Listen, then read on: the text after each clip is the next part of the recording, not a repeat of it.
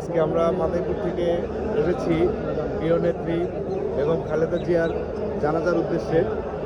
আমরা মাদারীপুর থেকে এসেছি, একটু ঘুরাই দেখাও। বিভিন্ন জায়গা থেকে নেতাকর্মীরা এসেছে, শুধু নেতাকর্মী নয়, সাধারণ জনগণেরও একটা জনসমাবেশ হয়ে গেছে। এখানে হাজার হাজার লক্ষ লক্ষ নেতাকর্মী এসেছে শুধুমাত্র খালেদা জিয়াকে ভালোবাসার কারণে। আমার কাছে দাও। এখানে আমাদের মাদারীপুর ছাত্রদলের সাবেক ভারপ্রাপ্ত সেক্রেটারি নাসির আছে, জেলা ছাত্রদলের রুবেল আছে, আমাদের যুবদল নেতা সুমন, আমাদের যুবদল নেতা মামুন ভাই, ছাত্রদল নেতা শায়েক সহ অনেকেই এসেছে। আমরা এখানে একত্রিতভাবে এই 6 জন আছি এবং আমাদের অন্যান্য যারা এসেছে তারা হয়তো এই লক্ষ লক্ষ নেতাকর্মীদের ভিড়েই আছে।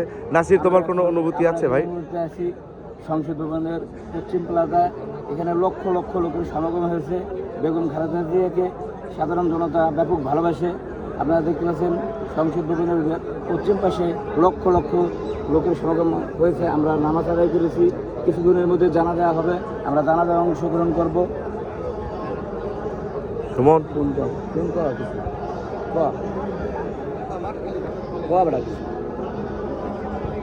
কিছুক্ষণ পরেই জানাজা অনুষ্ঠিত হবে।